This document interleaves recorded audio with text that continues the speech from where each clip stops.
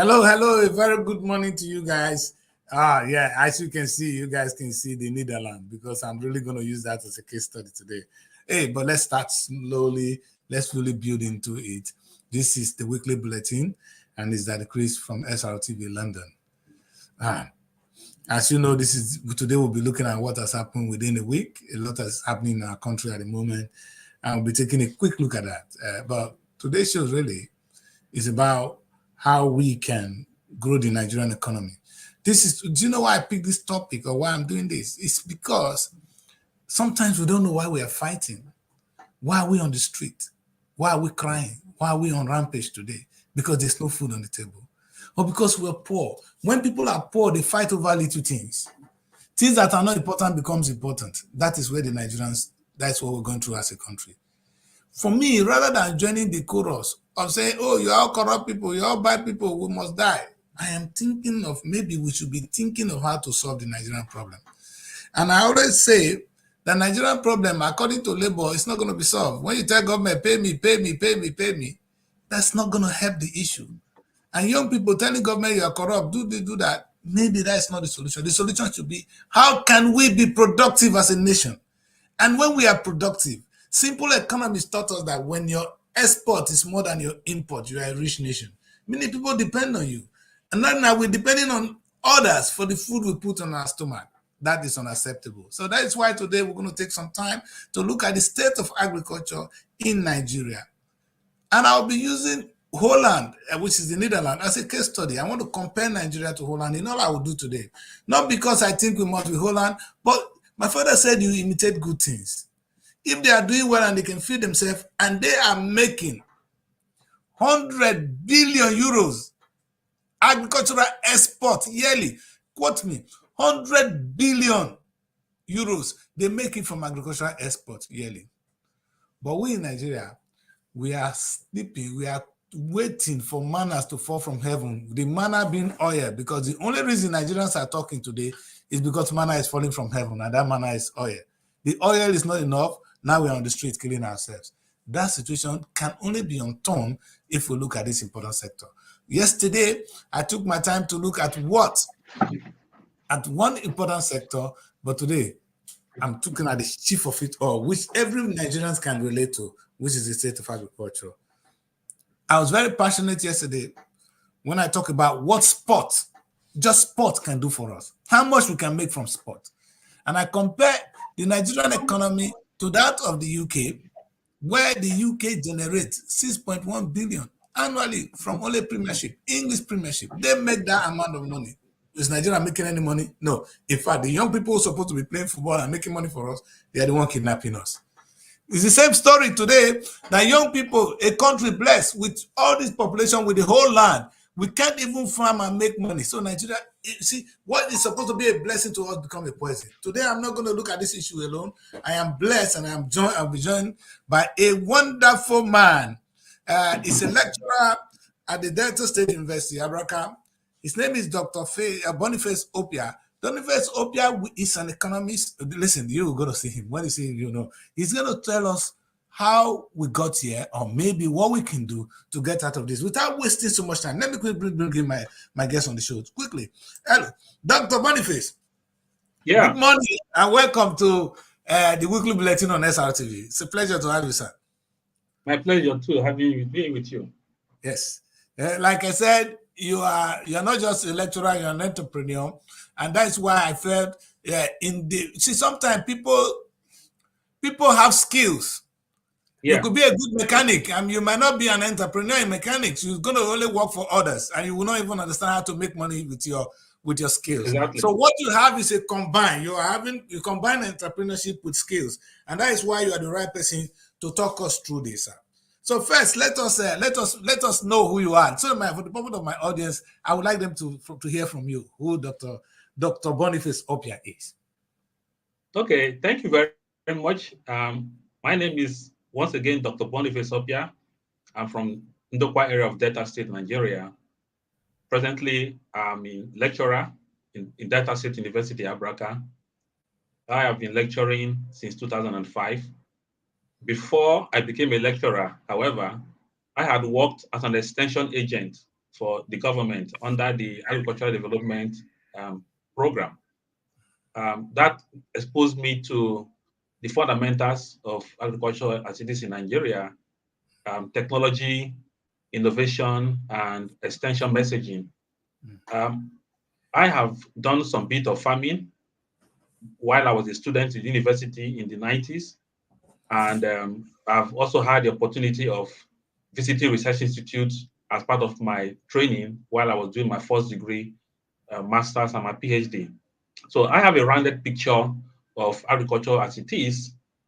And while I was doing my PhD, I used Nigerians in diaspora as my respondents to find out their desire, their intention to invest in agriculture. And the result of that study was very profound because it showed a lot of gaps in the context of diaspora and Nigerian agriculture.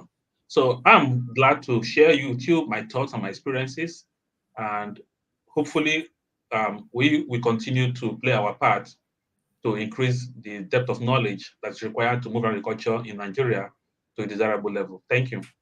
Thank you very much, Doctor. This is why you put it here. Anyway, that explains who you are. You are a lecturer and you have all the all-round experience. You are exactly who I need to be able to look at this topic. Because I also believe that people in diaspora have a responsibility, or they should even be tapping on their heritage, making money at home through agriculture. And I think they want to do that. But sir, before we go into all that, why, see, like I gave an instance just now. In the Netherlands, they're making $100 billion from agricultural export.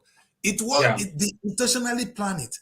Why are we where we are as a nation? Give us an overview of where, maybe we are making a lot of money, maybe I don't know. So maybe just can you give us an overview of the state of agriculture in Nigeria? Just an overview. Okay. We'll have this overview within the period, from the period before independence and the transition towards the current era. Okay. So briefly, agriculture has been the mainstay of the Nigerian economy, and it greatly contributed to the development of the regions as a then. You know, I think before independence and independence, we had the northern region, eastern region, and western region, and later the midwestern. Yes. You hearing me, right? I'm with you. Yes. Okay. Before independence and at independence, the regions earned their exports revenue from agriculture. We will recall, some of us recall that we had what we call the produce boards: Nigerian Cocoa Board, Nigerian Rubber Board, Nigerian Cotton Board, Nigerian Palm Oil, Palm Produce Board. These boards were tasked with the responsibility of buying produce from farmers, grading them, and exporting them. They were majorly exported as raw materials, which were processed in destination countries. Now, that contributed largely to the revenue that the regions used to develop themselves. Okay. The University of Nigeria. Independence, right? Before the independence, we're talking. Okay. Yeah, before independence and at independence. Okay. So institutions like University of Ibadan, University of Nigeria and Nsukka, Ahmadu Bello University were established from proceeds from cocoa export, rubber export, and palm oil export as well. And we have the Granite Pyramid in the north as well. We have, we did have the Granite Pyramid, which was symbolic of that era. Yes. Sadly, the agriculture contributed and still contributes to employing majority of Nigerian households in different contexts, whether as farm labor, as farmers, as marketers along the marketing chain, and all of that. Yes, sir. Indeed, it is said that agriculture contributed at 60% of Nigeria's GDP at independence. 60% of Nigerian GDP came from agriculture. Wow. Yeah, 60%. It also contributed 80% to export revenue for Nigeria. Okay. This trend continued until crude oil was found in Okay. 1956 at All right. Odoibori. All right. And that changed everything. The dynamics. Yeah, it is.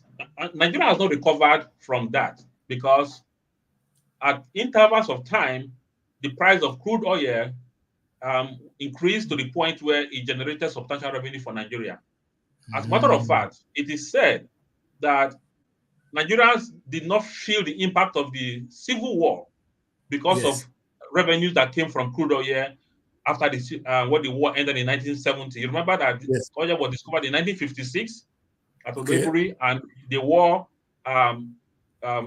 was terminated at 1970. And then that era was funded largely from these massive oil revenues. In 1973, when Israel had the 6-day war with the Arab nations, that shot up the price of oil in the global market. Nigeria reaped massively from that. And Okay. that was the period our head of state then, General Gowon, was said to have mentioned the fact that we have so much money, we don't know what to spend it upon. Kai. Nigeria took responsibility in that period Yes. to pay off salaries of workers in Southam and Principe. In another country. Another country, a small island country off the coast of Equatorial Guinea in the Atlantic Ocean. Nigeria also initiated what was known there as Udoji Award. And yes, it was I named heard of that when I after was growing up. Yes. Yes, Chief Jerome Udoji. He was the Yes. man who chaired the committee that the federal government established. So workers received bonuses, huge salaries, and then Nigerians kept spending. Nigeria hosted All African Games in 1973 out of the revenue that was generated from crude oil. So we essentially embarked on massive consumption without plowing the revenue back to agriculture. Now, exactly. You know that the development of infrastructure for oil exploration came from revenues that were generated from agriculture. And you will expect that having now made money from crude oil export, part of it should be plowed back to modernize agriculture. Exactly. In order to increase the contribution of agriculture to the economy. But that was not done. In that period, 1976, the federal government established what they call the National Food Production Program, NAFPP, which made some impact. But of course, you recall that was an era of instability in government, coups upon coups, counter coups, and all of that. And successive governments came up with different policies. So agriculture suffered. Whereas agriculture in Nigeria generated the revenue that helped in nurturing and growing the oil industry, the playback, the flying back of revenue from oil to agriculture did not go at the same pace at which agriculture funded oil revenue and oil production. And that has been a major issue with us in Nigeria. In the 70s, a lot of consumption activities were undertaken. I mentioned All African Games in 1973. By 1977, we hosted Festac. Yes, and they wasted so much money in Festac. Yes. So much money. Yes, to the point where we built Festac Village, Festac Town in Lagos. A new town entirely was built to accommodate participants of Festac all over the world. The National Stadium in Lagos was built about that era. So we as a nation, undertook a lot of consumption activities. That era was also witnessed what was known as the cement armada. I think 1977 or 78, where Nigeria embarked on massive importation of cement to the point where the ships arrived at the ports and they couldn't bet because there was no spot for ships to bet. And it was tagged the cement armada. So much waste. So agriculture played a significant role in the evolution of Nigeria at independence. Like I said earlier, it contributed 60% to GDP, 80% to oil earnings from exports, and indeed, 70% of Nigerian households are involved in farming and farming-related activities. While you can break it further down to those that are involved in crop production and those that are involved in fisheries and the other commercial activities. That other I stuff. will round up this overview by stating that the different sectors of the Nigerian economy, in terms of agricultural subsector, you have crops production, which contributes about 87% to agricultural output. You have livestock that contributes 8%, and then you have a fishery subsector that contributes 3%, and the forestry contributes about 1%. So crop production is the greatest subsector Nigerian agricultural economy. Of course, we talk about food crops and cash crops. Well, food crops, you have cassava, you have melon, you have maize, you have guinea corn, you have yam, all crops that we consume here. A brief overview. I will end up once again with letting us know that we have an agricultural policy. The policy states clearly that it is the aim of government to make agriculture Nigeria to be self-sufficient in crop production. Are you hearing me? I'm with you, sir. Completely. I want the audience to take in what you're saying, because it's a big lecture. Anyway, it's a big one, sir. Hello? Yeah, we're with you. I'm with you. I can hear you. Can you hear me? Hello? Yes, I can hear you. It's just in fact, the audience can hear you. Anyway, can you hear me? Sure. We can hear you loud and clear, sir. Can you hear me? Okay, okay. Yes. So so I rounded up this session by letting us know that Nigeria has. Okay. Now, this is not interesting now. This is the last place. This is the last show. I want the network to be a challenge. The network should not be a challenge today. Anyway, I'm going to have Dr. BONNYFACE back. It's my day with him. And just in case you missed part of that presentation, he has taught us what agriculture was for us before and at independence. And this is so important. In fact, and I put it out there, until oil was discovered in 1956, we were feeding, we were making all our money from agriculture. You can all hear the then Western region, the Eastern region, and in fact, we have talking of the cocoa pyramid, something you kids just hear of, and it looks like news. No, he has taught you a lot about that today, and I've gained a lot as well. Most of the things I know. And you know why this is shocking me? That's the next question I have for Doctor.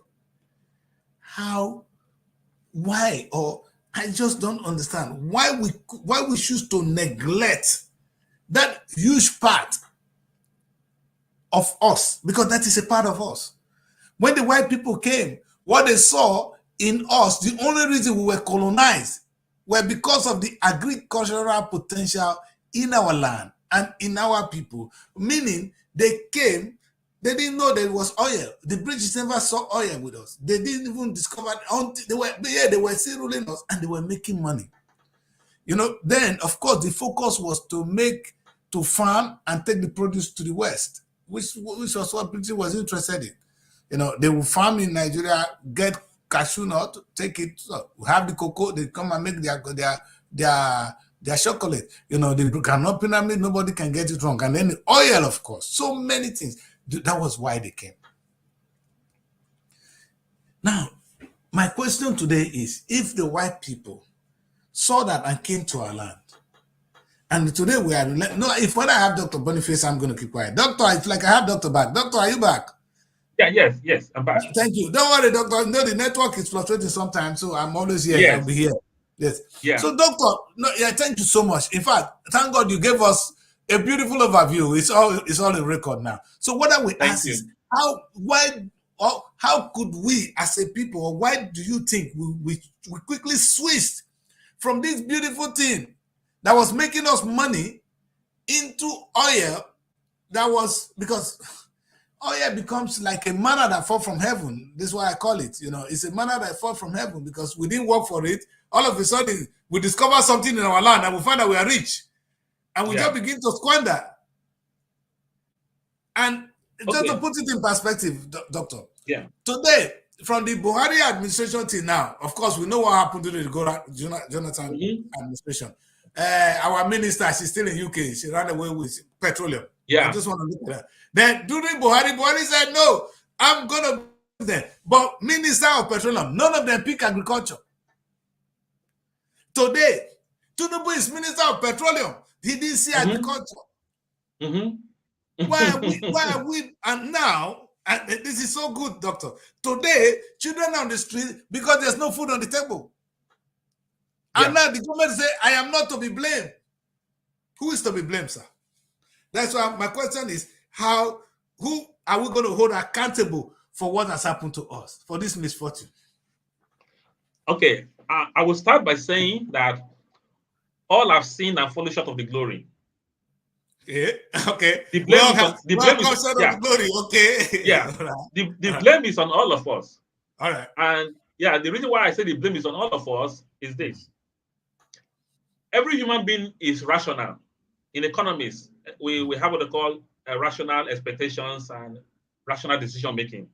Okay. So every consumer, every human being, we want more than less.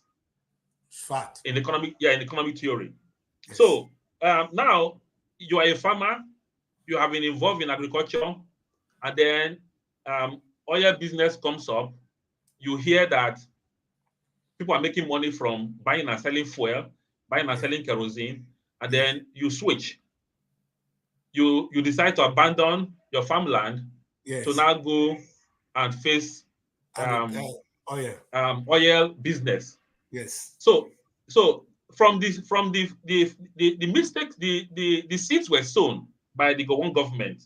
That era of Udoji Award, yes, which was not based on productivity of workers. The government unilaterally awarded bonuses and increased salaries of workers, not based on productivity. Just because we have a lot of money to spend. Exactly. Oh my God. So he said, it is. We have a problem of what do we do with the money. And so, yes, over time. I mean, young people listening to this, they will be really angry at us right now. And exactly. Go on, absolutely. Yes. And so, it became ingrained in the consciousness of Nigerians that there is free money somewhere. And we don't need to labor ourselves so much with this drug of agriculture. Remember that in that era, farm settlements were established by the Western Nigerian government. We have farm settlements across the region, and young people were taken into these farm settlements to be incubated, trained, supported with resources to start their own farming enterprises. But of course, some left the farm settlements. They began to hear stories of refinery in Warri, refinery in Port Harcourt, refinery in Kaduna, employing people, paying them 3 times, 4 times what civil servants are earning. Yes. And so a lot of people started drifting away from agriculture towards the oil sector. I know the oil sector has its own value chain. It is beyond drilling and exporting crude. Okay, you have value chain. A lot of operations are involved in the area of community relations, in the area of procurement. So people started seeing themselves in the oil sector, and thereby neglecting agriculture, leaving agriculture for the aged who are unable to migrate from the rural area to the urban area to participate in oil sector business. And over time, what we call the rentier economy now emerged in Nigeria. The rentier economy, an economy where people benefit, people profit without contributing anything to the economy. So, for instance, I have a relation who is a top official in the oil sector. We talk about going into business, and said, okay, we can do something. You need to have a company, a small business or a big business. We'll give you import license to import certain things that we need in the business. But you know, you don't really need to be the one importing. You can sell the contract document to another person who has experience in importation. So that era now introduced this concept of rentier culture. people were not looking to play the role of middlemen in contracting. Yes. And the officials in the government sector, in the companies, also supported that culture because they were also getting kickbacks from it. And so people were making money by not contributing to the economy. Yes, but just by placing themselves in a position. Yes. The classical Keynesian economy specifies that you must contribute to the system to get something out. And you are contributing labor. If you put in labor, you get your wage. You put in capital, you get interest. If you put, you get it. So Nigeria defied that the assumptions of classical economic model of earning. Exactly. And so it became difficult for those who have tasted free money to now find themselves back to agriculture. Over time, agriculture was now left for those who didn't have the connections and who didn't have the means to find themselves in the cities to profit from the booming oil economy. So that is why I said we all contributed in one way or the other, because one would expect somebody to say, look, I love farming. I want to be involved in farming. Yes. Whatever I'm getting out of farming, be it 10% margin, 5% margin, I'm okay with it. But the drive to buy new cars, the drive to build modern houses, the drive to send children abroad to school became a driving force. And these wants of consumers couldn't be supported with income or revenue from agriculture. And so agriculture suffered greatly. It took the government of Obasanjo to launch what they called Operation Feed the Nation for a consciousness to arise again. That was 1978. And that program was designed to encourage people to utilize any available space they have, be it in their compound, any space at all, grow something, feed yourself and feed the nation. So that was the concept. And yeah, it helped to rekindle interest in agriculture. But sadly, when the civilian government of Shehu Shagari was inaugurated in office in 1980, the culture of contracting, import licensing, kickback and take fraud came back again. Yes. So for 4 years, that was the era we started importing rice. There was a rice called Uncle Ben's rice. Uncle Ben's, I remember. I grew up in that time eating Uncle Ben's. Yes. Uncle Ben's rice. It was the trendy rice then, sweet, and people fell for it. So when people have tasted something, it's difficult to change the consumer taste. And so Nigeria began massive importation of rice. Wow. The local rice farmers were no longer encouraged. It became cheaper to import. And remember, that was the era of the 70s and early 80s was the era when the Naira was stronger than foreign currencies like the US dollar. Yes. The Nigerian Naira exchanged strongly against the US dollar. But the moment we started importing and we're no longer exporting as much, our foreign exchange began to deplete. And of course, we couldn't feed ourselves anymore. The groundnut pyramids had disappeared. The cocoa business had suffered greatly. During this era, there were no modernization of agriculture, no new varieties of cocoa beans, or groundnut, or oil palm were introduced. It was still the same old varieties. Okay, so it was much later that, again, under General Brian Babangida, Nigeria embarked on what they call structural adjustment. That was in 1986.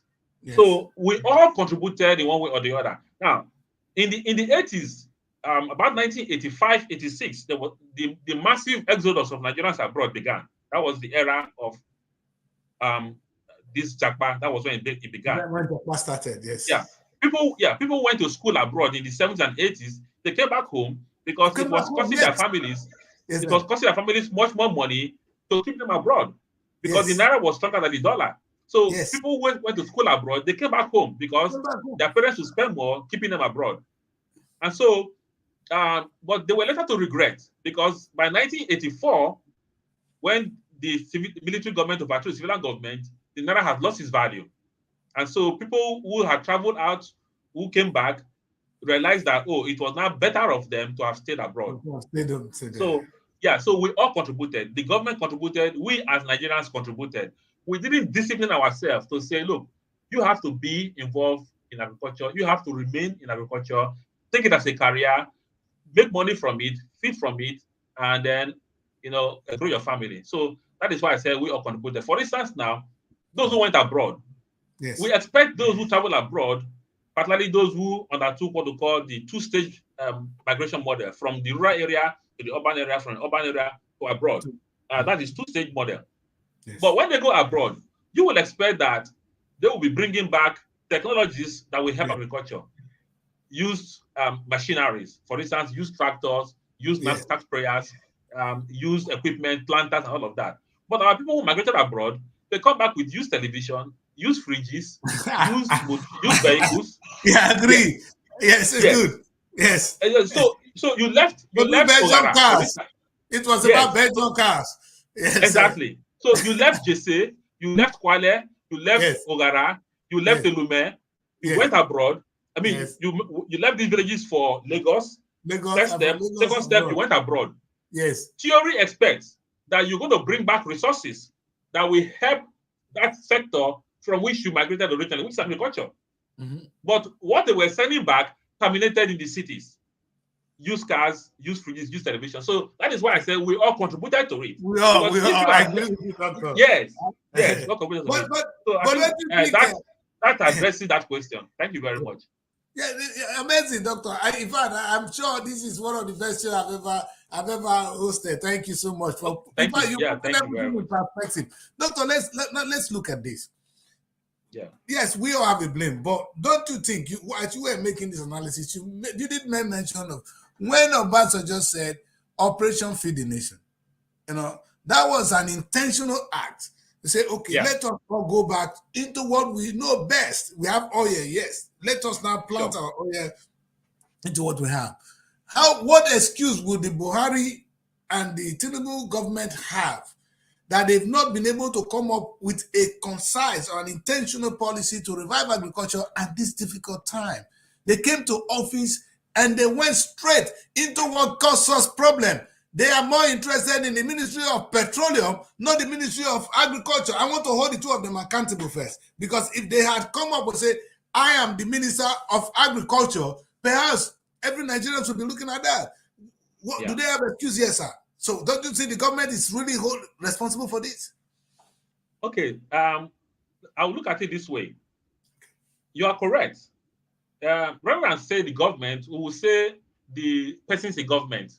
Yeah, because we are part of the government. I like that. The people in power, sir. We call them people in power. Yes. Yeah. Now, when Obasanjo came back in 1999, yes, as the civilian president, he promoted agriculture massively. True. After securing debt relief for Nigeria, Obasanjo did so much to push agriculture to become a major stakeholder in terms of contribution to the national coffers. So he introduced what he called the National Special Program on Food Security, NSPFS. That program focused so much on agriculture that we had what they call the Root and Tuber Expansion Program, which then resulted in the cassava flour project. Yeah. And of course, towards the end of the government, efforts were made to ensure that bread in Nigeria contain raw materials that comprises mostly of cassava. Okay. Bread is made, a major ingredient for bread making is wheat flour. Yeah. Wheat is very expensive, and unfortunately, we don't grow so much wheat in Nigeria. Indeed, under the government of Buhari, as a military head of state, Nigeria made efforts to expand wheat production in the north, but it didn't succeed. And so we eat a lot of bread in this country, and Obasanjo thought it wise to see how we can incorporate cassava flour. Researches were done, and it was established that yes, cassava flour can become a close substitute for wheat flour, which will help reduce the amount of money spent in importing wheat. Yes. And of course, increase the amount of money spent in increase the amount of revenue that we can make from cassava flour export. Yes. But the typical Nigerian has become so used to anything foreign. Yes. So long these products find their way to the country, Nigerians will always prefer a foreign product to a locally made product. Yes. And so much as Obasanjo tried from 1999 to 2007 to expand the production of cassava and then and as well as yam, because that was the project root and tuber expansion program. We are the top exporter of yam in the world. Cassava, we're a major producer of cassava. Other countries like Brazil and Congo, they're also major producers of cassava. So Obasanjo tried, and then we expected that the government of Yaradua and Jonathan will pick up from there. Yes. Yeah, Jonathan did well too, because he introduced the agricultural transformation program, which focused on introducing technology to engaging farmers. That was the period that farmers were not able to use their phone to place orders for fertilizers, for input like fertilizers, and to get information about whether it's going to rain, whether there'll be flooding. They also got information on markets. It was that program, the source of that program, that led to the appointment of Dr. Adesina Akinwumi as the president of African Development Bank, because he was the Minister of Agriculture when this program was launched. So that, agricultural transformation agenda by Jonathan, ATA, was a huge success, I must say. Okay. Then we had President Buhari coming in 2015.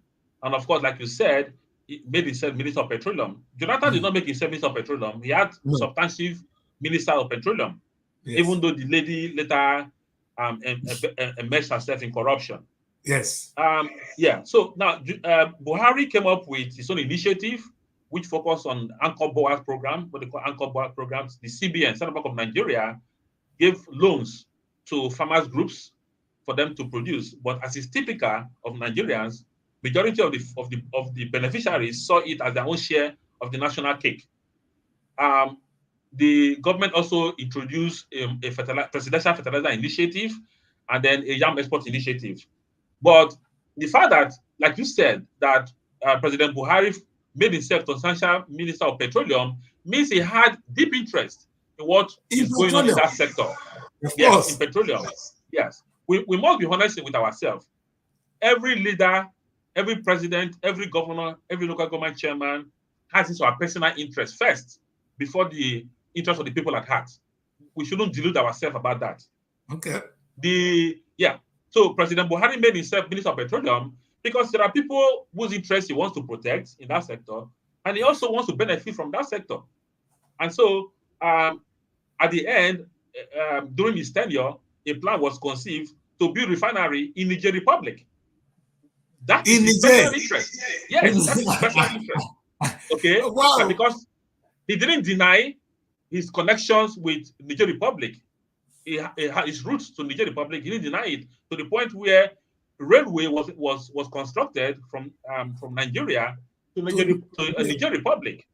So petroleum export, the oil industry generates so much money for Nigeria. Currently, it is the largest exporter, it is the largest revenue earner for Nigeria.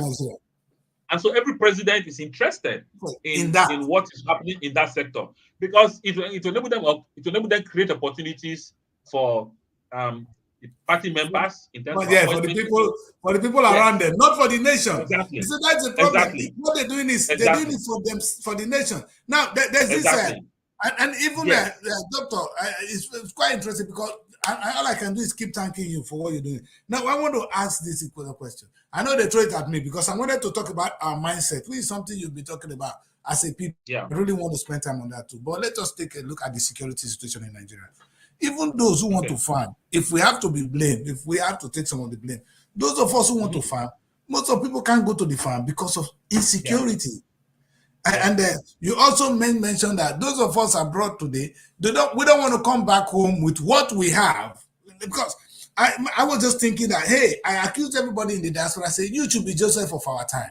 Joseph was sold and he came back. He embraced the brothers. He came back to his people. We're not giving back. And they're telling me, I want to go back to the Christ, but there's no home to go back to. Insecurity won't allow us to come home. So there's insecurity stopping us, making us scared of our homeland. And those who are even there can't go to the farms. How do we address that? And is there government? Is it really difficult for the government to take this insecurity as a major priority? Okay.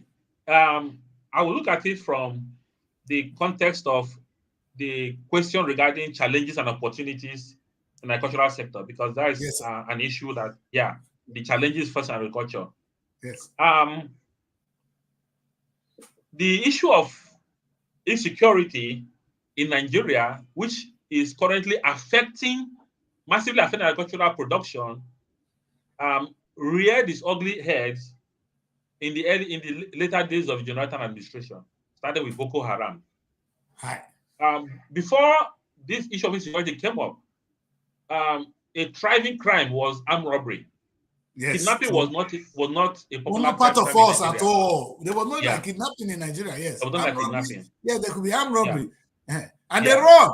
They don't have that strength to be so bold. You know. Exactly.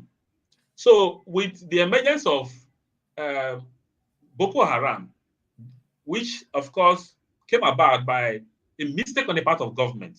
And what was that mistake? When the young man, Yusuf then, late Yusuf, came up with the idea that, foreign education is evil. We don't want foreign education, which is Boko Haram. That book will cause you harm. What the government needed to do. You see, sometimes, Doctor, wait, it's good to be educated. Though. How many of us know the meaning of Boko Haram? Oh, that's meaning. Yeah, it's Boko very Haram. good to understand. Put it in perspective. Boko Haram means that book will harm you, which book is that foreign Western education is harmful. Yeah, okay, that's good. The meaning. So what the government needed to do was embark on serious behavior modification of Yusuf and his adherents to make them understand that this weapon you are carrying is a product of Western education. Exactly. This television, these phones you are using is a product of Western education. What the government needed to do was institute a massive behavior modification program from Yusuf and his adherents, and to find out what is the issue with Western education. Exactly. But they didn't do that. Instead, it was tagged a terrorist.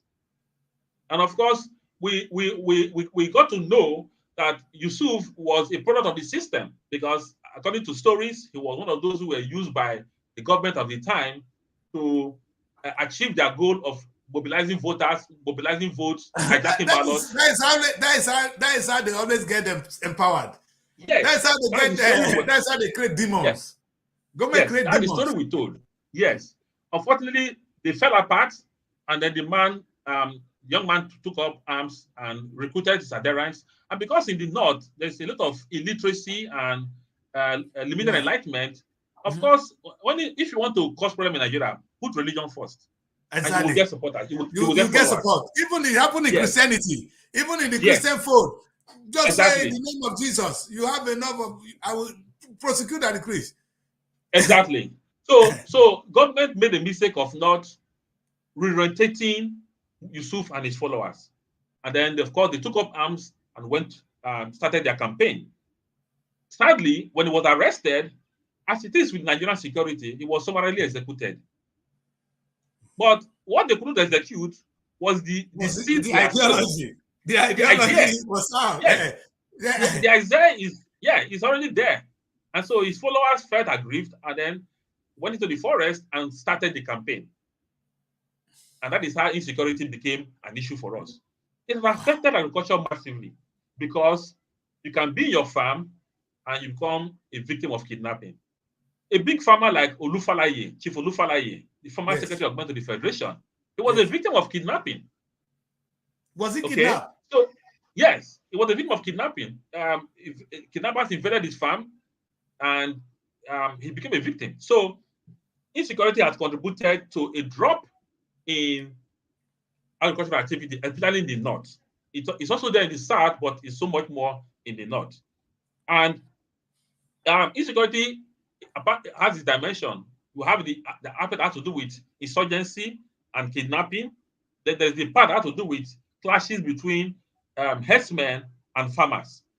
And the clashes between herdsmen and farmers arose out of climate change, and which affected the supply of water in the north. Of course, the herdsmen have been long used to these annual transhumance, moving their cattle from one green part of the country to another green part of the country. As the grass is drying in one part, they keep moving to other part of the country where they can get fresh grass. That is their way of life. Fulani herdsmen is their way of life.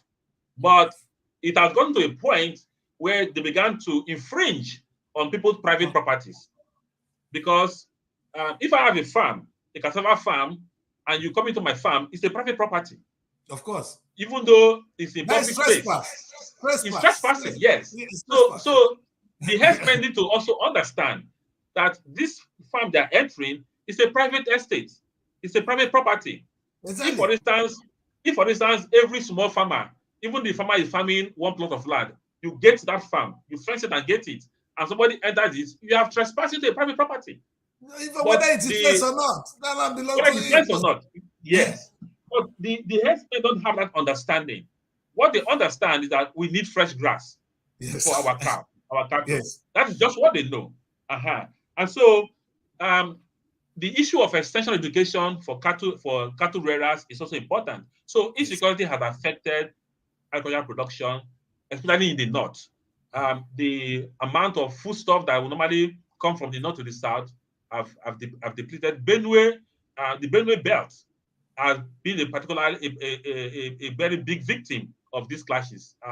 People have been killed in the Benue belt, and farmers have been sacked from their farms, and of course it has affected agricultural production. You remember during the era of Governor Autumn, he cried bitterly. They have to come up with security outfits to curtail the excesses of these herdsmen that were creating problems for farmers in the north. Now it is the issue of the insurgents and kidnappers who now make money from kidnapping. They don't see armed robbery. That's the dangerous one. That's the dangerous one. When they're making a lot of money, it's going to be difficult to stop. It's difficult to stop. So they rustle cow and to sell the cow. In fact, it's a problem for Nigeria. And why it has been difficult to stop is because there are stakeholders who are benefiting from this. Otherwise, how do we explain that somebody is kidnapped, a particular phone number is used to call the victim's family? That number can be traced at any point in time because it is registered under the NCNC, the NCC, and the different telecom operators. So why is it so difficult to identify the owners of this SIM card and get them arrested? The only explanation I can find for that is that people are benefiting from the system, from this kidnapping. People in the armed forces, the security agencies too, they can stop this if they want to. That's my conviction. My conviction. They can stop it if they want to, because the kidnappers, their locations can be detected. There is technology that can detect wherever you are. Once you are using an Android phone, your location can be detected at any point. Can be traced. Yes. Because Android phone comes with Google Map. Google Map synchronizes your email, your phone number. Yes. So with Google Map, you can tell where every phone is, where every person is. Each telecom mast have exchanges. They have handshakes. As you're moving from one place to another place, the telecom masts are having handshake to tell this is where you are at any point in time. And that is how crime is fought abroad. Yeah. You can tell the last time this person's phone beeped against a particular telecom mast. Yes, doctor. If I call the hospital here, if I call the ambulance in this home now, and if for some reason I fail that, or I have an emergency with the police, and somebody take the phone from me and smash it, the police will arrive here in the next 10 minutes, 5 minutes, because they know where I am. They trust me with the phone. So I don't need to I didn't be on the debt to give them address. Exactly. So I am convinced that people in the security agencies are also benefiting from this criminality. Because somebody is in charge of arms importation, somebody is in charge of approving expenditures for munitions, and of course, because it is part of our country that people will give tips, which can mean small amount of money or in millions of naira, some persons want that system to continue. And look at the case of Dangote refinery and the NNPC, for instance. Because of fuel imports that some persons are benefiting from, it will not be in their interest for Dangote refinery to succeed. So vested interest in the security outfits are also contributing to why this insurgency has not ended. If they want to end it, it will be ended. All right, Doctor, listen, we're going to come back to most of them, but let me explore one thing. Because now I am excited, but I know you have a lot to tell us in terms of the opportunities agriculture presents to us even now. Please talk us through some of the opportunities, because I still believe that agriculture remains our hope. It's there. It's available to us. How do we explore this? What are the opportunities? What do we do, sir? Okay. So for any person who is considering investing in any activity, any kind of business, whether it is want to produce water and sell, want to produce biscuit and sell, want to produce powder, comb, any product at all, the first thing you will ask yourself is, what is the market? Who will purchase my product? Okay. Nigeria is a big market. A country of 200 million plus people currently. I think we have 300 million. Yes, it's a huge market. Yes. And it has been projected that by 2050, Nigeria will be 400 million. That is a huge market. The market is growing. Huge, with young people. Now, there are 3 or 4 sectors of the economy that if you invest in that sector, you will never go down. People must feed. People must take medication. People must clothe themselves. Nobody walks out naked. No. Even in abroad. Even if you want to go and do some bathing during summer, you must put on some form of pants and some sleeveless outfit.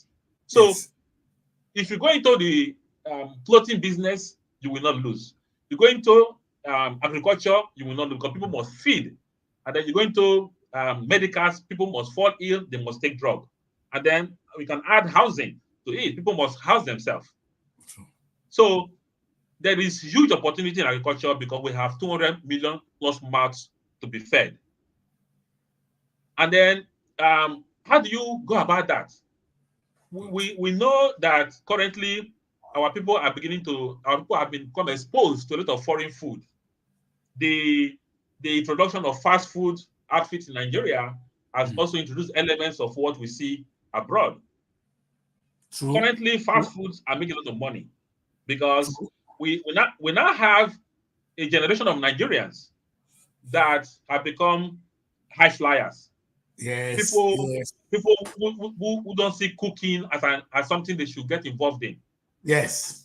People, they are working and they only would think of cooking during the weekends. So during the weekdays, they are ready to go and spend money to eat out. Even though families go out to eat in Nigeria now, you see a family of husband, wife, and children go to a fast food, sit down, order food, and eat. Is it going to be better than the food they cook at home? Oh my God! They do it on weekends. The malls are filled up with families having fun. Okay, so agriculture has a lot of opportunities in terms of 1, the population. Then 2, there is a mismatch between supply and demand in Nigeria. A lot of imports is done for rice, even though government has tried to encourage rice production. At a point in time, the Buhari government banned the production of rice, but we still have a lot of rice being smuggled in. So long there is a mismatch between demand and supply, that gap has to be filled with local production. Now, the missing link is processing, because the Nigerian consumer has tasted something foreign, and so they want value for their money. You want that. So you cannot, you cannot now come to say this is Abakalaki rice, this is Ishan rice, this is Lagos rice, and there are lots of stone inside of it. People will not consume it because of the impurities. So processing is important to make that rice to be stone free, free of dirt. It can be cheaper than the foreign brands, but let it be that people will not have to spend so much time cleaning it up before they go cooking. So that opportunity is there. What you can a lot of Nigerians are in abroad now. That's a market. Yes. There are Nigerians all over the world, in America, Oh in Brazil. I have friends who have left Nigeria. They are staying in Ecuador. They are still in Venezuela. They just want to leave Nigeria. They are in Russia. They are the coldest part of Russia. You will see Nigerian there. Siberia, you see Nigerian there. We are all over the places. We are. So yeah, so there's a market. I have traveled a number of times, and then you will often see Nigerian food in what they call African restaurant, African shop there. We have it in London. They're making a huge money. Yes. It's the best business here. It's a big business, yes. So either you are producing to serve the local market, or you want to produce to serve the foreign market where Nigerians are. And of course, a lot of foreigners are beginning to like Nigerian food as well. Because when I've attended parties that foreigners attended, they were served Nigerian food, and they say, "Oh, this is quite spicy." They love it. Pepper soup. Love it, yes. Yeah, pepper soup is something that foreigners trip for because it tastes very nice. So we have a lot of foods that people can eat on the go. You know, abroad, food on the go is very popular. Food in paper bags. That's what we do. We don't sit down only one time a day. We only sit down to eat 2 times a day. Yeah. Exactly. So if you can start producing beans flour for export, yam flour for export, and then you can now abroad, people who buy the yam flour can produce a beans cake, which is a akara or moi moi, agidi. People will patronize it because it is food on the go. Okay. True. So the market is there, but the supply is limited. So whether you want to come and establish a farm in Nigeria and process the output for export, it's left for you. You want to produce in Nigeria and sell in Nigeria, it's left for you.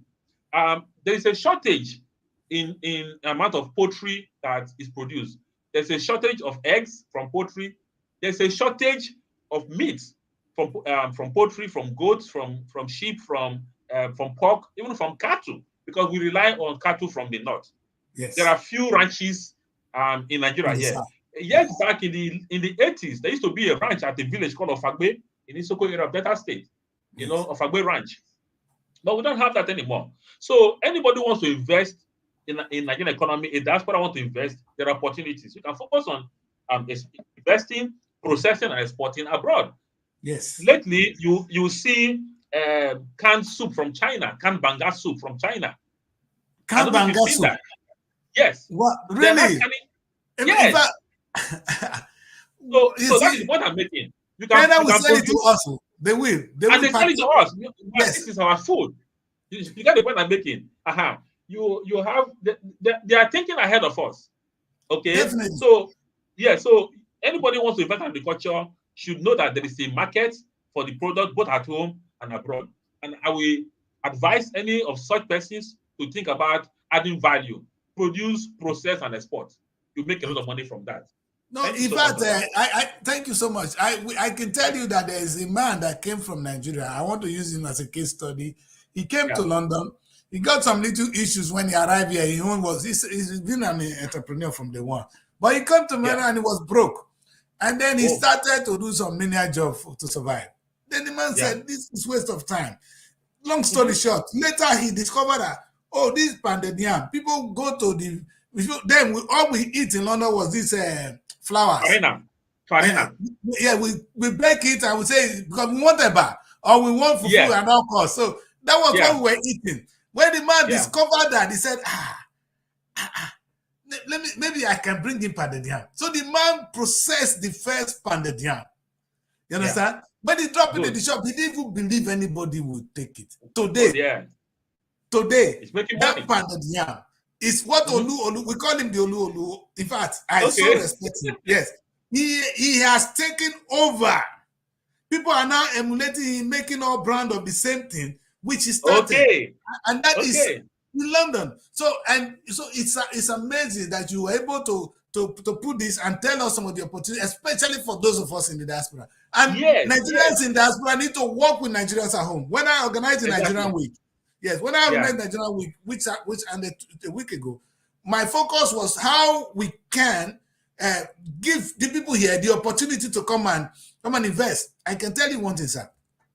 The Nigerians here, they have some pockets of money everywhere. You understand? If you imagine what I have in my account and we put it together, we have enough money to grow the Nigerian economy. We have it. It's just now, how do the government encourage us to come out? We need that sensitization, which is part of what we're doing, to say, hey, if you put some money in farming in Nigeria, you will not work, because that money will begin to multiply. In fact, the rate at which it will multiply in Nigeria, it will never grow anywhere in the world. I remember the owner of Zenith Bank saying that the money is making as a banker in Nigeria, it's not possible you make it anywhere else in the world. That's true. So that's a good one. So one thing that Nigerian diaspora can do, I'm interested because I've had the opportunity of traveling abroad a couple of times. Doctor, I'm inviting you. Don't worry. You are coming to the next week, man. God, we need you, because the amount of knowledge in you is so important. Go on, sir. So Nigerians abroad can do something. One, what to call the backward integration. So you can target a couple of farmers in Nigeria. If you don't want to go into farming per se, you can target a couple of farmers to say, look, I want to be buying your products when they are matured. This is the quality I want. This is the quantity I want. So if, for instance, you want to go into processing beans for bean flour, yam for yam flour, cassava for cassava flour, you already have a market abroad that you want to serve. And then you want a guaranteed supply. So you go into futures contracts, like what happens in the commodity exchange. And you discover with a farmer to say, look, when this your crop is mature for harvest, I'll be buying it. Let us agree on a price. And then that is established. A contract is signed. And then you are assured that this farmer is going to get this output out of his or her farm in next year, which you are going to buy and process for your own export activity. That's one. Two, a Nigerian abroad can make a decision to have the resources, deploy the resources, get land, employ people he or she can trust. Because I'll let you know, if you invest something in farming in Nigeria and you're not there, it will be mismanaged. Of course. So we have been there. So you have people you can trust, and of course, with technology, you can monitor what is happening in your farm. You can have CCTV camera to monitor what is happening in your business, and then you have your daily report of what is going on.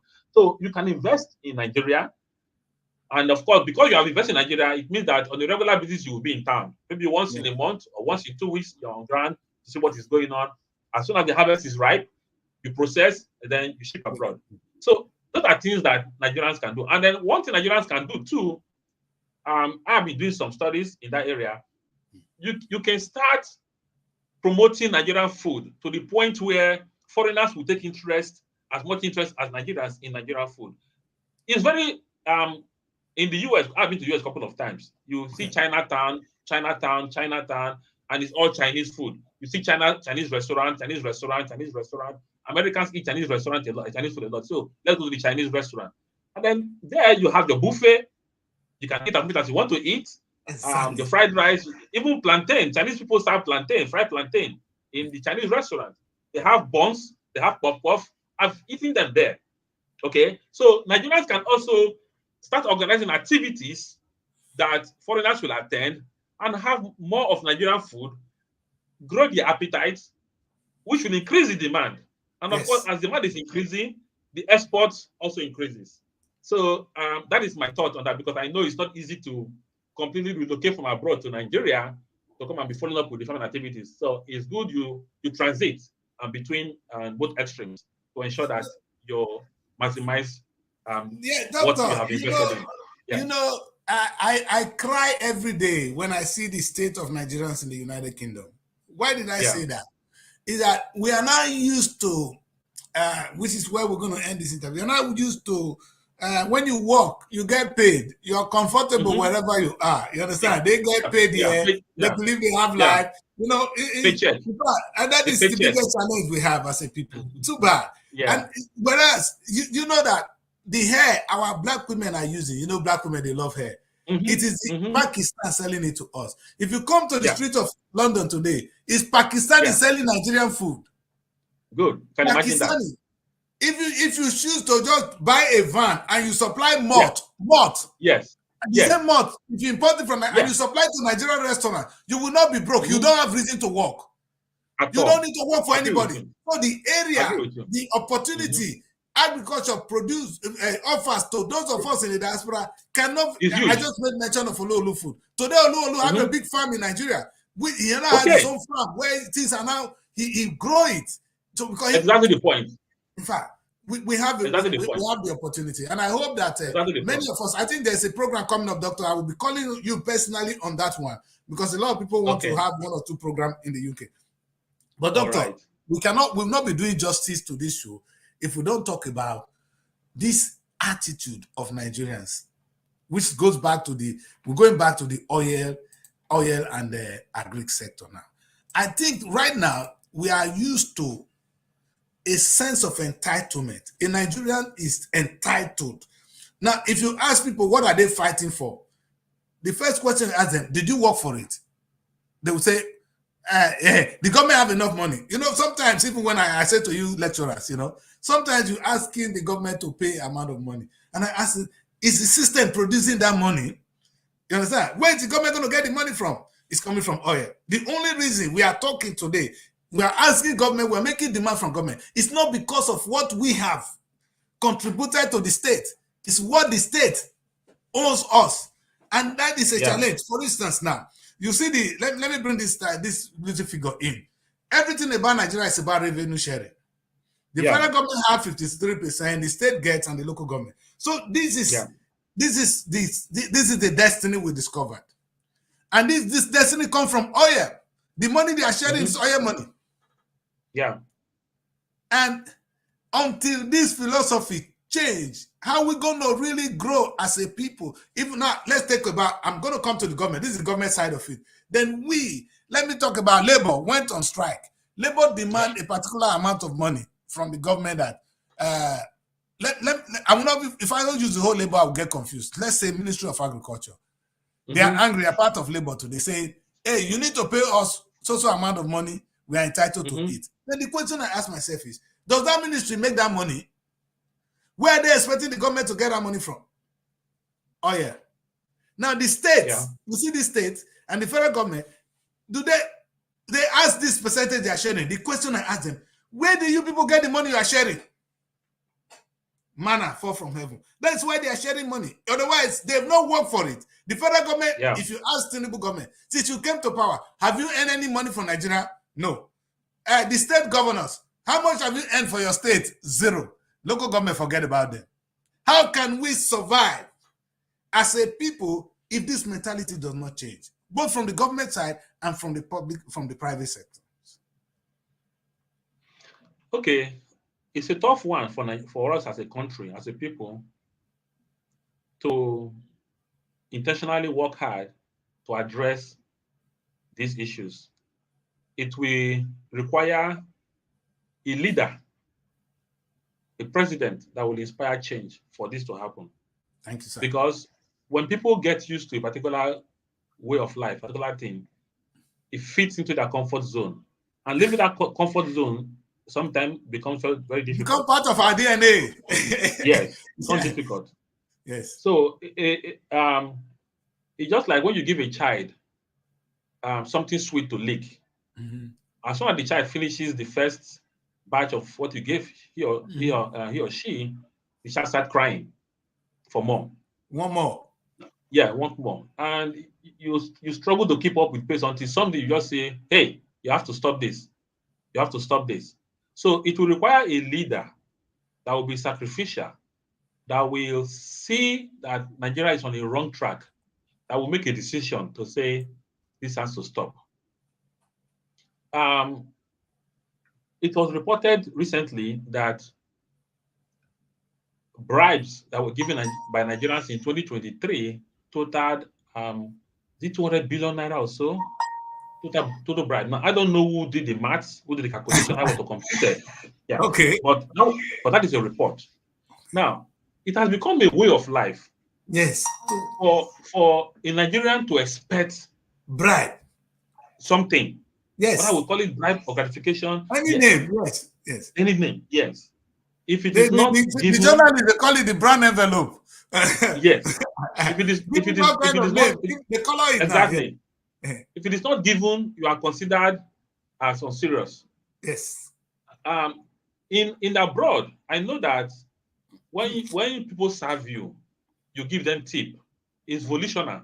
You give people tips. $1, 1 cent, and they are grateful for it. You just drop it and they are yes. so grateful.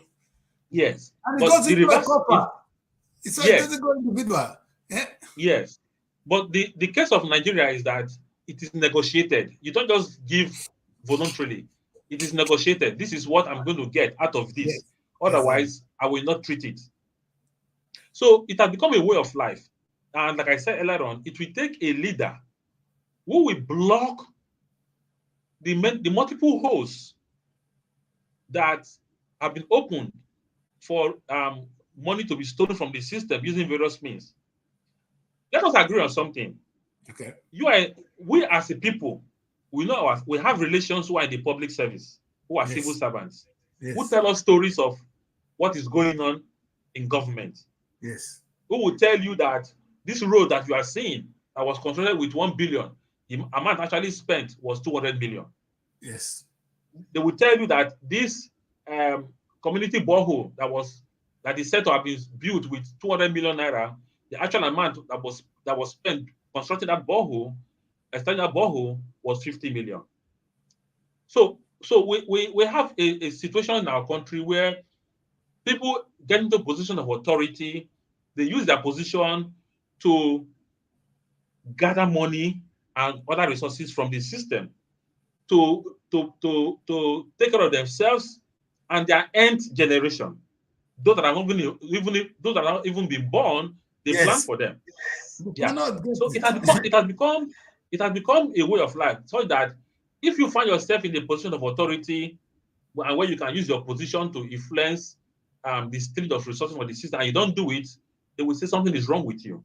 How can you explain that you have been a minister, you have been a PS, a permanent secretary, you have been a governor, you have been an assistant to a commissioner, and you cannot boast of a house in the village, you cannot boast of a house in Lagos, you cannot boast of a house in Asaba or in Benin? Something must be wrong with you. You have been bewitched.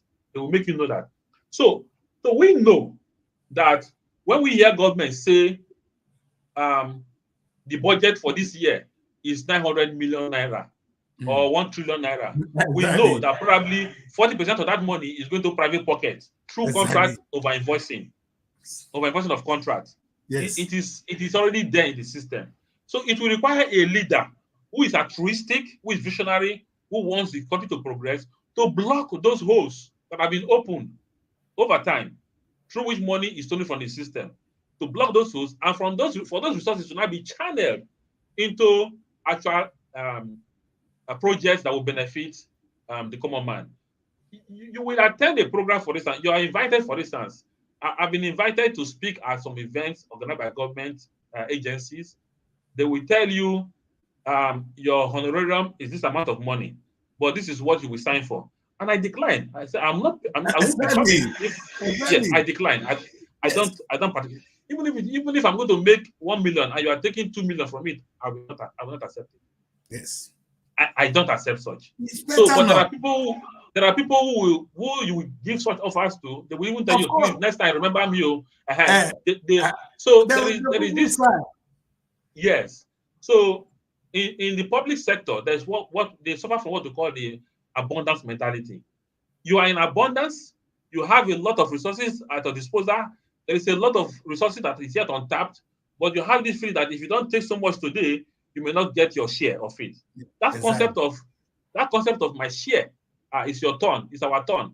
Okay, is so ingrained in the system now that it will take a leader, a courageous leader, to stop it. It is not. It is possible. No, not it is It's possible. possible. Yeah, It was not there before. If it was not there before, it became an issue. It can be stopped. Doctor, that was could we be tracing down to the oil era now? Because yes. This was not happening when we were working hard and getting our money. Because even the other Nigerians don't care anymore because he or she is no more working hard. Even if I go to my farm and I earn my money and I pay it as a tax, I will ask you what you're doing with it. But the reason why they're doing this is this oil, this manna that is falling down from heaven. Yeah. So it will take a leader that has the courage to stop it. That was what we expected of Buhari when he came in 2015. Yes, that was the expectation. That was for some of us, that was the expectation because of what we saw with Idiagbo. Yes, but from the stories we are now reading, we now know that perhaps its administration may even be the worst. Stories from the trial of the former central bank governor, Godwin Emefiele, is not palatable at all. Not palatable. So it tells you, even with the Tinubu government, we are also reading stories of malfeasance, money being stolen from the system. So it will take a leader of courage to put people who are ready to serve the people, who will not be over-invoicing contracts, including reorientating the civil servants, to understand that these things you are stealing will not make the country progress. I give examples. I tell some friends who are in the public sector, I tell them, I say, look, you are in the civil service now, making money from contract over-invoicing. Your community in the village is denied amenities. Where you are staying in the township in Asaba, the roads have not been tarred. Light is not functional. In about 10 years' time, you will leave the service. You become a pensioner. You will not join us in complaining that, oh, my road is bad. The road are not there, Meanwhile, you are in this public service, you didn't utilize the opportunity you have to effect a change. Thank you. And they will tell you, oh, my hands were tied. But you had the opportunity of standing your ground and say, look, this rubbish must stop. So it will take a leader of courage to institute. And it's very important, Doctor. You know what I always say to them? You cannot succeed alone. Yeah, maybe you can make a lot of money for your generation now. Yes, you can buy all the cars. And the question I ask them is, if you have all these cars, do you have the road to drive the cars? You need the road. You cannot succeed alone. If you have all the money in the world, can you have your own passport? By the time you carry the Nigerian passport and the image of the Nigerian passport is damaged, it affects you. You know, I have money to treat myself, but if the hospitals are not there, you will die. So we cannot succeed alone. And I think you see, I always say the Nigerian president should be somebody that preaches the gospel. You understand? The way the pastor comes to church on Sunday to preach, you don't even need to force people, but you need to communicate. The children have been on the streets. He's not there actually communicating. He came out and he was angry at these people. And I say, President, you are missing it. You're supposed to come and preach and let them know that, hey, together we're going to do this. It's not about me. It's not this. These are the challenges we face. I know he's facing some challenges. He faces obstacles, but he's not communicating and he's not getting the support he needs. Yes, and he too didn't start very well. You know, when Tinubu was sworn in, May 29th, the first statement he made, subsidy is gone. Triggered a chain reaction in the system that Nigeria has not recovered from. That's true. Yes, every president, every leader is expected to be very mindful of what he or she says. That is why, for instance, when a president is sick, the people around him or her try to manage the situation, because when information goes out that the president is sick, and people become concerned about succession, it affects the decision people make at the level of governance. They're worried. Yes, I agree. People become worried. They will say, "Oh, let's wait and see," because they don't know what the next incoming person will do. Yes. So those who want to invest money in the economy will say, "Oh, let's wait until we have a clear picture of what is going on." Investors want stability in policies. So the president came up without putting in place a structure to absorb the shock of that statement.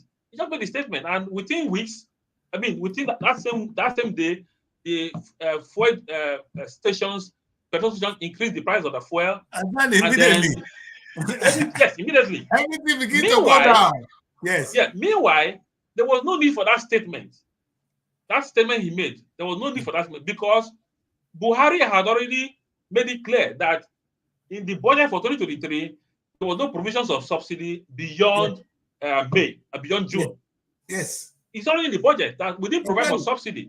So there was no need to further. No, yes. So you didn't need to say anything. Yes. The system will just roll on. But when he made that statement, it appeared as if, there was a plan for subsidy, but it wasn't there. So that statement was not well timed. It was unnecessary. It was just, the president likes to grandstand. It was just that grandstanding thing. Exactly. That's one. Then two, the presidents have sent wrong signals to the people. In the budget, we hear billions that were budgeted for president guest house, building of new guest house, exactly, purchase of yacht for the president. Then you're asking yourself, has this man come to live a life of luxury beyond what he should be living? When we are going through this, and people are going through all of these pains, 5 billion naira was budgeted for student loan, which has not even taken off. But you are budgeting 5 billion or so for one yacht that the president will use once in a while. It's not as if he'll be living inside the yacht and making decisions. Does he even need a yacht? What good question. He doesn't even need one. The Navy, the Nigerian Navy, under whose subhead that item was placed, they didn't even tell themselves that, look, we need gunboats or we need ammunition to fight insurgency or crude oil thieves in the Niger Delta. But they put in a yacht for the president in that budget because that order was that item was placed under the Navy in the Navy's budget. So the president sent wrong signals ab initio, especially with the way the budget was passed. Billions of naira for the First Lady's office, which is not a constitutional office. Billions of naira for refurbishment of guest house. And then you ask yourself, where's this man coming from? See, we have 101 senatorial districts in Nigeria, and then 377 representatives in Nigeria. 377. 300. Yes, or so. Yes. Now, if you decide as a president to say we want to spend 1 billion naira building a factory in every senatorial district, it is possible. Yes. You get the point? Yes. If the federal government decide to say we want to spend 1 billion naira building a factory in every senatorial district, that would be 1 billion times 101 senatorial districts. Exactly. And you can imagine what if a 1 billion naira factory will produce. In fact, let's say we can do it in agric. It can be an agric farm. Good. Or good. even how you are not going to where I want to land it. If we get government to set aside 1 billion and get Nigerians to say, look, come and invest in this business. We are going to put this 1 billion naira as equity. You bring in your own share. You will manage. But this is our own share. Government is put aside 1 billion. Nigerians will go in for it. Even the state. You have. What about our state? So you could have invested 1 billion in agriculture in each territorial district. Each will focus on one particular commodity, but you want to spend 100 billion on refurbishment of VP guest house, VP house, and all of that. It doesn't make sense. Sir, do you know how much our state governors get? They even a security vote alone, because they are the second thieves. That's why I intentionally brought that. They are the second thieves. You understand? The president is misbehaving, the state governors are misbehaving, Nigerians keep going down. Again, what they are spending is oil and money, not that they work for it. That's the bottom line. Exactly. All right. Doctor, listen, the time will not allow us to do much, but let us take a look at the last bit of it. I think we should do this before we stop. Now, let's go back to agriculture, what we know best. Now, if you go to Holland, this is like a typical farm in Holland. Then you're just taking a look at this. And then when you look at the ones we see in Nigeria, which I'm going to bring the images for you, you find out that what we see in Nigeria, let me just say this, these are what we see. Yeah. How can we, survive? Because Holland is now making 100 billion. Of course, the government is building yachts. Yeah. And this is the kind of farming we still find ourselves, most of us doing. How can we compete with the rest of the world if this is where we are when it comes to agriculture? How does it add up, sir? Yes. One problem we have had with agriculture in Nigeria is that the people who have taken interest in farming are largely pensioners currently. Yes. Okay. Those who don't, who shouldn't be there. You know, sir? Yes. Yes. So now, time passed. We were told that, or we know that people who took interest in farming were largely people in the village, those who didn't go to school. Because those who went to school in the 50s and 60s, they ended up as clerks and administrative officers in the civil service. That's true. People like my grandfather who didn't go to school, they ended up in farming. Yes. And then with successive years, with years passing by, we had people who now went to school, who were not taught agriculture, who took interest in agriculture, who should have now gotten involved in agriculture. Doctor, yes. What I wanted to ask you was, I was saying that other than the technology, is there a language, is there a knowledge gap? I'm listening to you now. I said there's no knowledge gap. Maybe that's the question I was trying to ask. Knowledge gap. Yes. So that is the issue.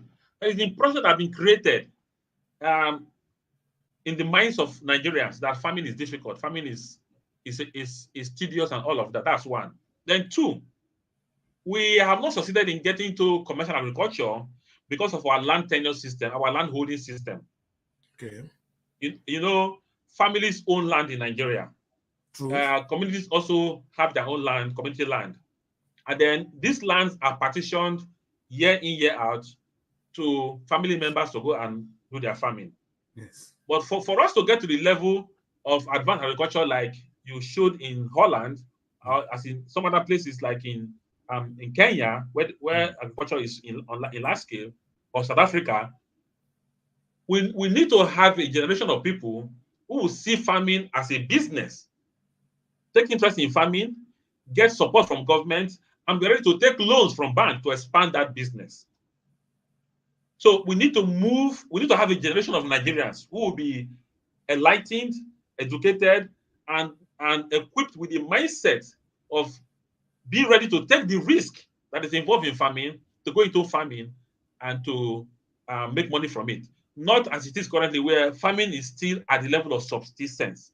It is a subsistence. A family, which is that a family has enough land to cultivate, to get produce, to feed themselves, then sell others to pay school fees for their children, pay house rent or maintain their house, buy electronics for themselves, and then occasionally undertake travels. That is how Doctor, do we have enough the knowledge, let's say the manpower to actually forget about these old people now? Let's say in terms of the kind of agriculture we need for Nigeria to move to the next level. Do you think our university is bringing out, or the institutions are intentional enough to? Okay. We have. We have 4 specialized universities of agriculture. 4 or 3. 4. We have 4 specialized universities of agriculture. Federal University of Agriculture in Abeokuta, Federal University of Agriculture in Makurdi. You have in Umudike, Umuahia. Okay, in Abia State. Then there is one again in the north. Okay. These are institutions whose specialty is agriculture. Now, you will expect, for instance, the one in Makurdi and Abeokuta were established in 1988. Okay, by 2028, they should be 30 years or so. Yes, so they produce a lot of people. Good. So a lot of graduates have been produced. People who have been taught theory and practice of agriculture. Yes. And then what is needed is a pipeline that will harvest these graduates. There are people who have interest in agriculture, students who have graduated. While they're in school, they're doing their farming. All they need is to have a pathway to follow from being a graduate to having a small farm, and then to not become a commercial farmer. Exactly. So they need that understanding from the time they're in 100 level that government have put in place this structure. That if you want to practice what you have learned in school, this is the pathway you will take. We follow. Especially the issue of land and then the input that will be required. I can tell you that we have students that have graduated that are farming currently, either poultry farm, maize farm, but at a small scale. All they need are they need the incentive to enable them scale from where they are to large operations and to see farming as an occupation, as a profession from which they can earn a living and then begin to export. Yes. What we see today, like what we likely have today, is somebody is working in the government establishment or private sector, have some money, get the land, and be doing part-time farming. By the time the person retires, he goes into farming full-time, but still at the small level, at the small scale, not commercial scale. That's not what we're looking at. You see, like I can imagine that. I remember when I came to Belgium the first time, when I traveled to Europe, the first place I worked was a tomatoes farm. And the young boy, the boy was about 23 years old. He's going to own this glass house where we were all working. In 3 months, where the tomatoes is planted and it's not, we just seed it, we grip, and in 3 months we are harvesting. I mean, we're talking of quantities run by this young boy. The quantity of tomatoes that young boy produces is amazing. And so when we compare that to what we do in Nigeria today, that's why I'm wondering if maybe like you rightly said, these kids are ready to go. Now what we need is a pathway. And it's a pathway, it's a pathway. So it's just like what you have abroad, for instance, America. Yes. Once a child gets to high school, and then is passed out of high school at 18, the child is already knows that, look, I can be independent of my parents from 18. That's true. And then they already have pathways to take.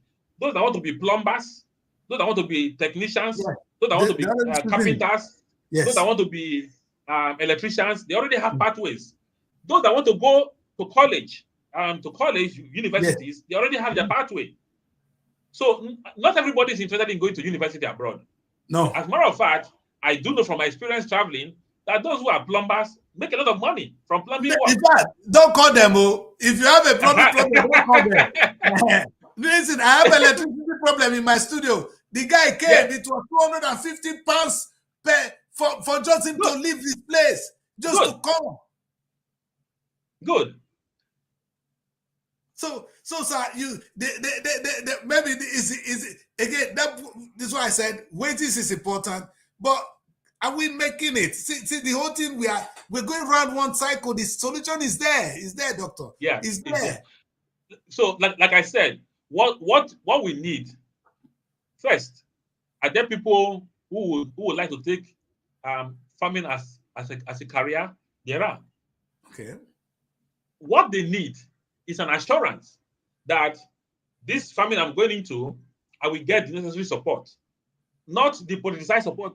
Government comes up once in a while. At local government, at local government level, state level, they will come up with starter pass, kits, and give to party members who ends up not practicing that for which they have been given the starter pass. They sell it the same day. They will even sell it. Yeah, they will sell it. Yeah. So, but there are people who are sincerely interested in taking up agriculture as a career, as an occupation, and they then need to be mentored, to be supported, to say, this is the pathway.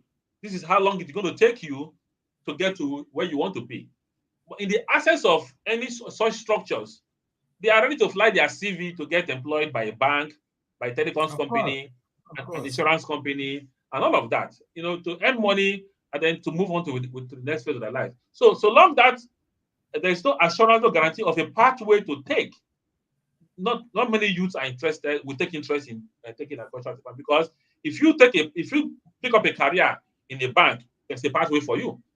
You take up a career in a telecoms company, there's a pathway for you to grow. Yeah. So young people need to understand and know what pathways are available for them to explore opportunities in agriculture, and it is inevitable that government has a role to play in that. Of course, they are listening. I'm sure they are listening. So, doctor, let's close this interview with the last bit of it. Thank you today, very much.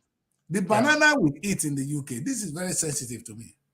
I just lost the video. I would have shared it with the audience today. The banana we eat in the UK are made in Ghana.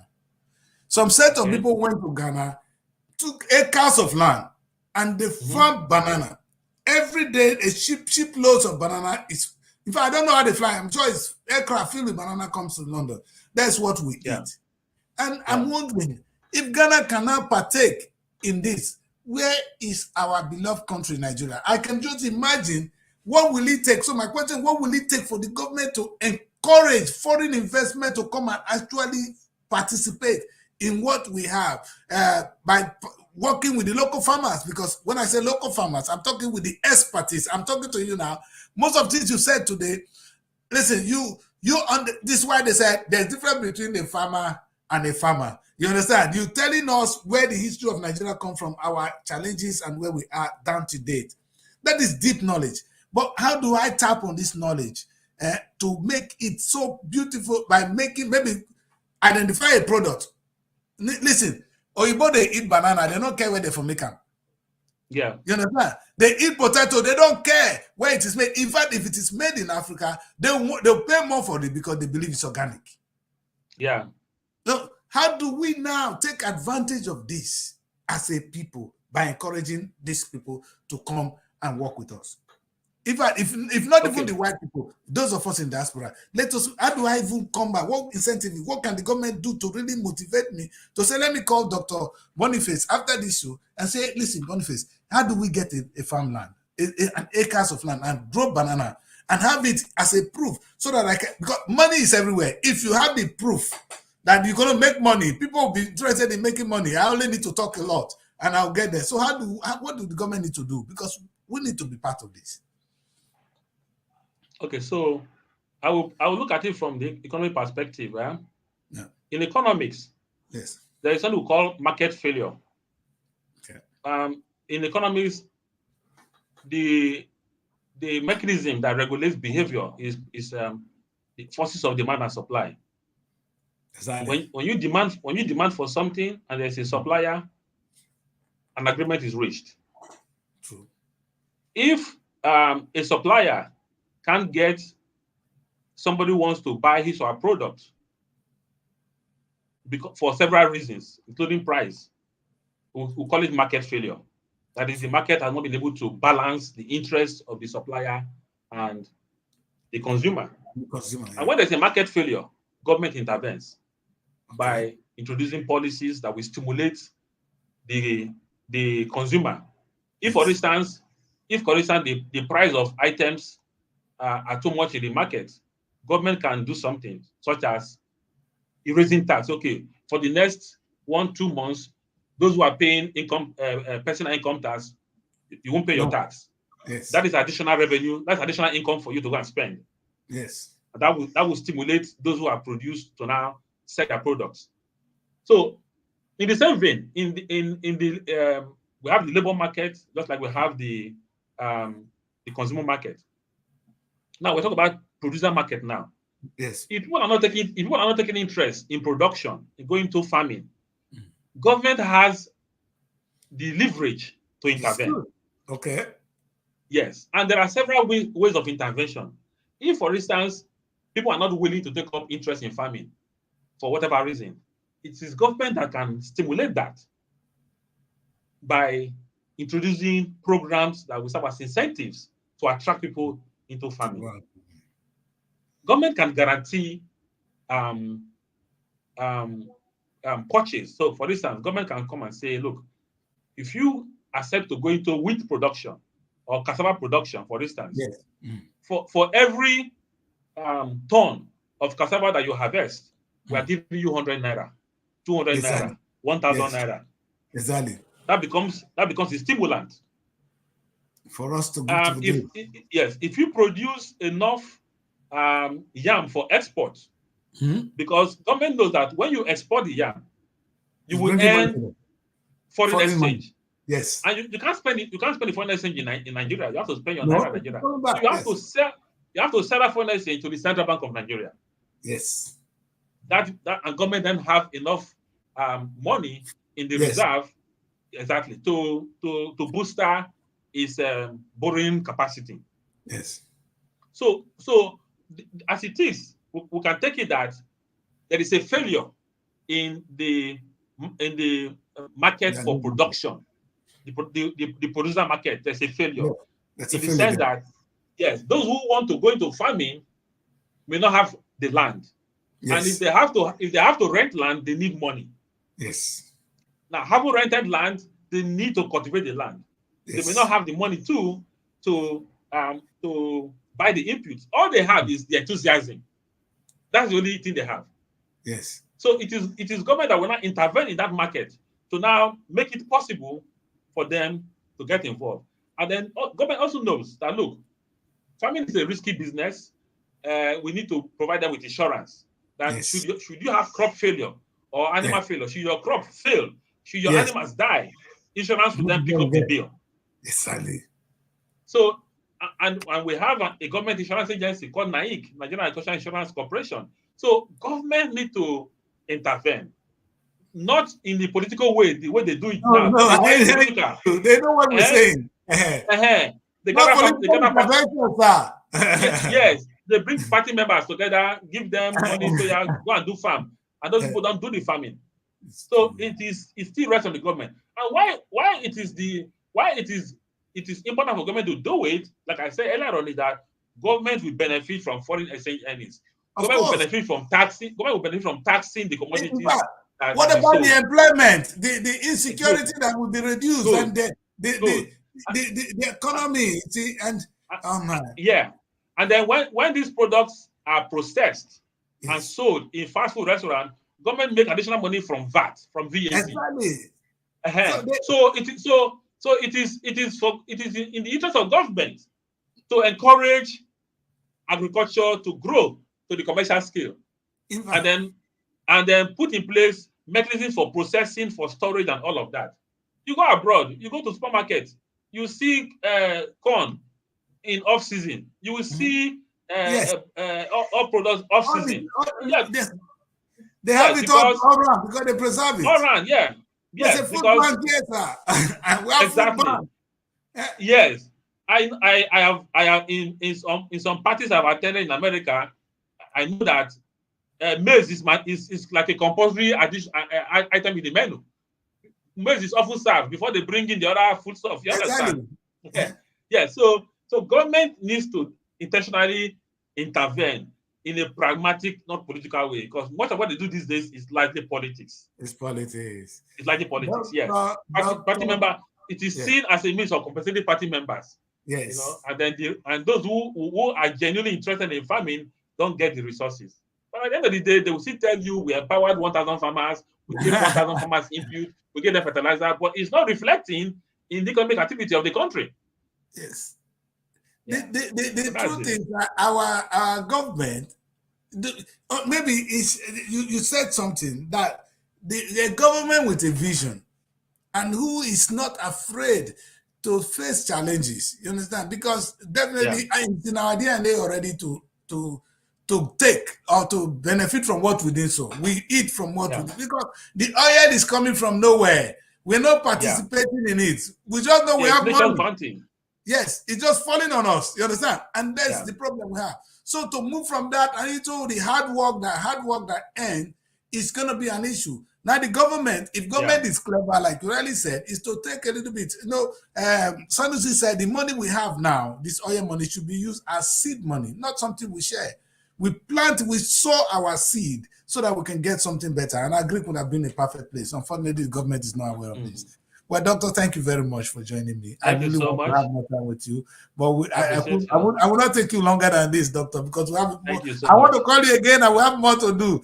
And trust me, Doctor, you've done something amazing today.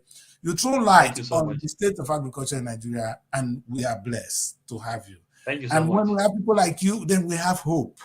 You see, Doctor, sometimes we think there's no hope, but when I met people like you, I know there's hope in Nigeria. And thank you for keeping the love I have. Thank you for having me. Thank you, sir. All right, that's where we're going to end the show today. Thank you, people, for joining me. This is the weekly bulletin and Srtv. If you've not seen anything, please, you need to go back. Doctor started by telling us where we are coming from, how Nigeria got to where we are now, and what we all can do today, and what the government should be doing, genuinely, not politically, to make agriculture our main export. It can be done. We need to, you see, we started with agri. This was the agri produce or income that we used to develop the oil sector. Now the oil sector should be used to plug back to the agri so that we can be self-sufficient. In that case, it will be any money from agri and from agriculture. And in fact, if President Tinubu is having the wisdom, you buy any money from agri and from this. Be Minister of Petroleum and of Agriculture. So that is when you can become a true president. And maybe even expand. We're not saying that is the only one, but at least make this to a priority based on where we're coming from. Let's talk about comparative advantage. In terms of comparative advantage, I can't think of any other sector that is better than the agri sector. So that is what we have to say. I'll have more time to share on this agri again. I hope Doctor will have time to join me again when we will be looking more at what we need to do next for the agri sector. I'm sure the government of today, both the state, the local, and the federal, have taken a little bit of things in on what they can do, really, to get us to work. We are ready to work. People are interested in farming. They are out there. We have 4 agricultural institutions which Doctor has opened to us. They've produced graduates. These kids can feed us. We don't need to go to this peasant family. They can feed us. And so let us think of how we can invest in them. So the government will say, oh, how do I get people to do this farm? Sir, you've graduated how many young people? If the school is not fit for purpose, work on it. Train people. Education is key. Train them. As long as we have 4 institutions of this nature, then we don't have people to do we don't have strategies of people to do the business. And when you have those number of people farming, we're a winner. In fact, see every young man that graduated from that agri school as somebody owning a block of oil. You can understand the oil farm. You said, see him, treat him like somebody with a block of oil. Invest in him. Let him begin to bring out money from the soil. Just the way you are dipping oil from the soil, he can help us to bring it. We must not wait for any other white man to come and do it for us. It's not bad also to take a look at how we can sell food outside the country, like banana we eat here is coming from Ghana. I don't see why Nigeria is not participating in that. It's unfortunate and it makes me feel sad. And for those of us in the UK, today is a great day for me and you. I was in a shop where they sell African food 2 days ago, and I just saw a guy drove in. His job was actually supplying malt to Nigerian restaurants. Malt that they import from Nigeria. Because we're all drinking malt in the UK. We drink Pepsi in the UK. The one made in Nigeria, not the one made here. Let me tell you, we are so glued to our own food. I'm not talking of the correct egusi and the ferrero we eat in the restaurant. If you come to UK and all you see is job, you are a failure. You can actually create jobs by participating. Within the local Nigerian community, there's so much money you can make. And in fact, if you never know how to import Nigerian food called London, you never start to stay London. And if you've been in this country for 20 years or 15 years or your children here, and you cannot bring something from Nigeria and sell within, you are a big failure. Meaning you are among those that just eat. You are like Tinubu, who just go there, take all your money and spend. You are like the governors who take money and spend. My guy, you come from a country of destiny, a country that has abundance. Please tap on your heritage, whether you are here or anywhere in the world. Look back home, see what you can bring from Nigeria to make it, open the market for it. Like Doctor said, it will not be a bad idea if we organize events from time to time and let foreign others know the kind of food we have, so they get interest in what we have. The same way, think of the machineries that are out here that you can take home so that our farming becomes exactly what it is. Of course, the government and you doing this, believe me, we will not be afraid of where to go to. Now, if you have money, you're afraid to go to Nigeria because you may be kidnapped. The only way that can be done is addressing the issue. Doctor taught me something I've never heard of before. Do you know the meaning of Boko Haram? I need to repeat that. Book go harm you, but book not the harm. We know the truth. But that is the meaning of Boko Haram. This is an ideology which needed to be addressed rather than classifying them as criminals. A time may come when if we understand our agitations and we address our agitations, we'll be moving forward. And that is the time we're waiting for. Tinubu should look towards that, the governor should look towards that, and we all should all participate in all that. See you next week. I think from Monday, I'll be here again for another special edition of the weekly bulletin. This is the week roundup, and you see the kind of caliber of man I have today. When you see Dr. Boniface, you see hope. And I am proud. I'm proud to be a Nigerian today. I don't know about you. So that's why I'm going to end the show. I'll say see you next week.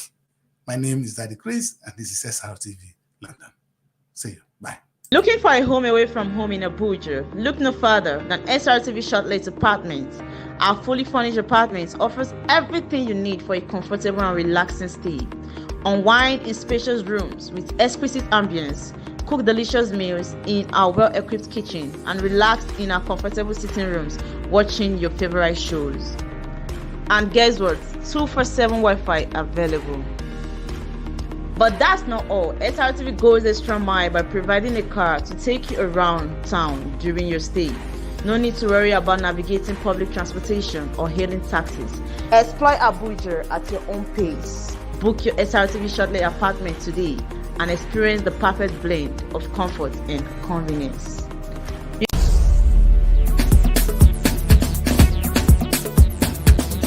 Srtv.